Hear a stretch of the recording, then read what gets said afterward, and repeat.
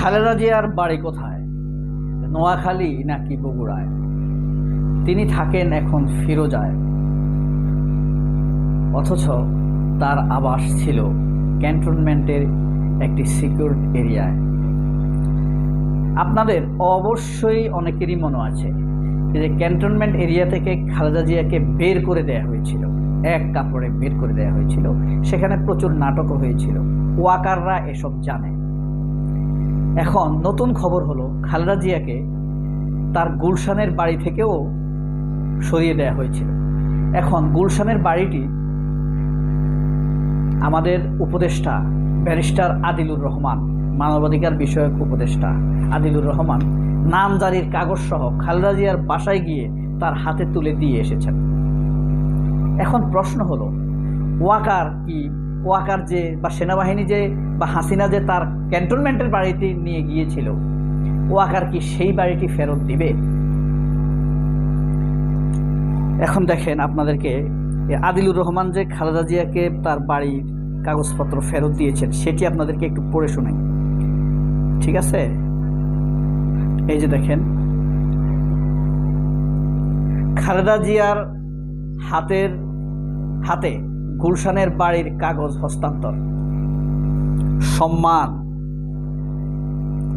BNP চেয়ারপারসনের সাবেক প্রধানমন্ত্রী খালেদা জিয়ার গুলশানের বাড়ির নামজারির কাগজ পৌঁছে দিয়েছে সরকার। গতকাল বুধবার রাত 9টার দিকে তার হাতে এই নথি তুলে দেন গৃহায়ন ও গণপূর্ত মন্ত্রণালয়ের উপদেষ্টা আদিলুর রহমান খান।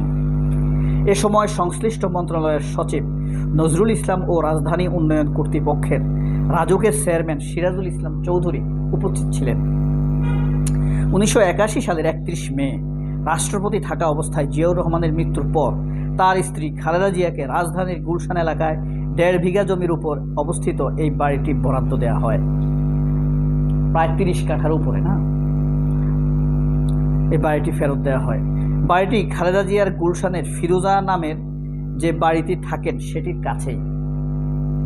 এর বাইরে থাকা সেনানিবাসের ভিতরে আরেকটি বাড়ি খালেদা জিয়াকে বরাদ্দ দেওয়া হয়। তবে বিগত আওয়ামী লীগের সরকার শেখ হাসিনা এই বাড়িটি তার কাছ থেকে অন্যায়ভাবে কেড়ে নেয়, তাকে এক কাপড়ে সেখান থেকে বের করে দেয়। এখন দুটি বাড়ি দুই জায়গায়। একটি বাড়ি হলো ক্যান্টনমেন্ট এরিয়াতে। কেন? কারণ জিয়াউর রহমান ছিলেন সেনাবাহিনীর মানুষ, তিনি মেজর থাকা অবস্থায় এই বাড়িতে থাকতেন স্বাধীনতার ঘোষণা যখন দেন। এরপরে তিনি কর্নেল হয়েছেন, ব্রিগেডিয়ার হয়েছেন, উপপ্রধান হয়েছেন। এই বাড়ি তিনি আর ছাড়েননি। সেনাবাহিনীর একজন উপপ্রধান আরও উন্নত বাড়িতে থাকেন, কিন্তু তিনি এই বাড়িতেই ছিলেন। আপনারা ভালো করে জানেন জিয়াউর রহমান ছিলেন অত্যন্ত মিতব্যয়ী মানুষ, ভোগবিলাস পছন্দ করতেন না, নিজেও ভোগবিলাস করতেন না। একজন ব্রিগেডিয়ারের জন্য যেই বাড়ি বরাদ্দ করা হয় তিনি সেই বাড়িতে উঠেননি, তিনি এই সাধারণ মেজরের বাড়িতেই ছিলেন। এরপরে তিনি সেনাপ্রধান হয়েছেন, তাও তিনি এই বাড়ি থেকে যান, সাধারণ মানুষের মতো এই বাড়িতেই ছিলেন।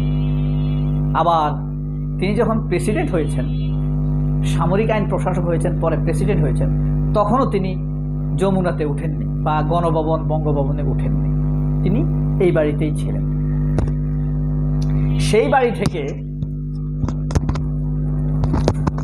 খালেদা জিয়াকে বের করে দিয়েছিল শেখ হাসিনা আপিলের আগেই। এখন দেখেন একটি বিষয় কি বিস্ময়কর, আশ্চর্যজনক। সেটি হলো, এটাকে আমি বলি খালেদা জিয়ার স্মৃতির অটবি। অটবি মানে ফার্নিচারের কোম্পানি অটবি মনে করবেন না। অটবি শব্দের অর্থ হলো বাগান, সবুজ বাগান। অটবি, সেই অটবি নামে কোম্পানি দিয়েছিল। তো আমি মইনুল রোডের খালেদা জিয়া যেই বাড়িতে থাকতেন সেই বাড়ি থেকে আমি বলতাম খালেদা জিয়ার স্মৃতির অটবি। এই বাড়িতে জিয়াউর রহমানের হাঁটা চলা আছে, তাদের একসাথে খাওয়ার স্মৃতি আছে, আরাফাত, তারেক, কোকর একসাথে থাকার স্মৃতি আছে, খাওয়ার স্মৃতি, খেলার স্মৃতি আছে, ছিল। সেই স্মৃতিকে নিশ্চিহ্ন করে দিয়েছে শেখ হাসিনা। ওয়াকার তার সাক্ষী।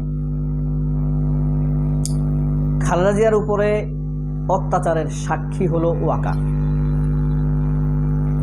এই যে খালেদা জিয়ার ওপরে এই অত্যাচার চলেছে, শুধু জমি কেড়ে নেওয়ার অত্যাচার না, স্মৃতি কেড়ে নেওয়ার অত্যাচার। সেই অত্যাচারের সাক্ষী ওয়াকার।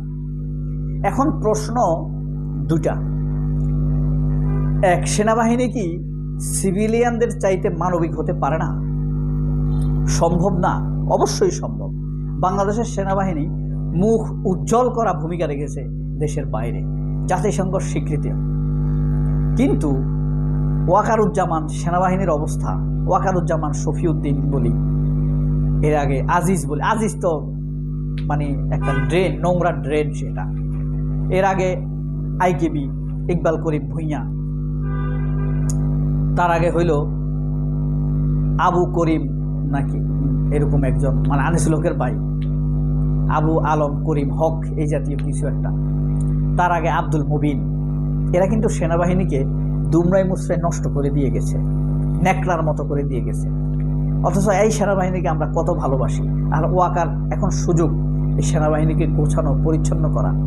এই সেনাবাহিনীকে আমরা সম্মান করি না, কত ভালোবাসি। আমাদের অর্থবৃত্তে চলে, বাংলাদেশের মানুষের অর্থবৃত্তে চলে এই সেনা। তাহলে ওয়াকারও সেই ভালো পথে হাঁটছেন না। ওয়াকার কিছুদিন আগে খালেদা জিয়ার সাথে দেখা করতে গিয়েছিলেন ফিরোজায়, আপনারা নিশ্চয়ই জানেন। ওয়াকারের কি সুনাম করছে সবাই। আসলে ও দান্দা করতে গেছে, তার উপরে মানুষের ক্ষোভ কমানোর জন্য গেছে, তার পথটাকে স্থায়ী করার জন্য গেছে। সে যদি ভদ্র হতো, ভালো হতো। এরা ভালো হতে পারে না, এরা ডার্টি কালচারের, ডার্টি টিচিংয়ের লোক, ডার্টি ট্রেনিংয়ের লোক, ডার্টি লোক তাদেরকে নিয়োগ দিচ্ছে। খুনি হাসিনা নিয়োগ দিছে না? তার উচিত ছিল খালেদা জিয়ার জন্য ওই বাড়ি অথবা তার সমপরিমাণ বা তার চাইতে ভালো একটি বাড়ির কাগজ রেডি করে নিয়ে যাওয়া, তাকে হস্তান্তর করার জন্য। কারণ ওয়াকার জানে জিয়াউর রহমান কত সৎ ছিলেন। যেখানে শেখ মুজিব দেশের প্রধানমন্ত্রী প্রেসিডেন্ট হওয়ার আগেই 32 নম্বরে তার বাড়ি, বিঘায় বিঘায় জমি, সেখানে জিয়াউর রহমানের কিচ্ছু নাই, খালেদা জিয়ার কোনো সম্পত্তি নেই। যেখানে হাসিনা প্রধানমন্ত্রী হয়ে রাজুকে 10টি 20টি 60টি প্লট নেয় হাসিনার পরিবারের। প্রথম আলো কি এই নিয়ে নিউজ করেছে কখনো? ওয়াকার কি তখন বাধা দিয়েছিল? এখন কি ওয়াকার পারে না খালেদা জিয়ার জন্য একটি বাড়ি বরাদ্দ করতে? তবে আমি অবশ্যই আমার পক্ষ থেকে, রাজনৈতিক মতাদর্শ ভিন্ন জিনিস, আমি আদিলুর রহমান খানকে, উপদেষ্টা আদিলুর রহমান খানকে অনেক ধন্যবাদ জানাই। তিনি একটি ভালো কাজ করেছেন। আশা করি ওয়াকার সে কাজটি করবে। আপনাদের কি মনে হয়, করবে? সবাই অনেক ভালো থাকবেন। আল্লাহ হাফেজ, আসসালামু আলাইকুম।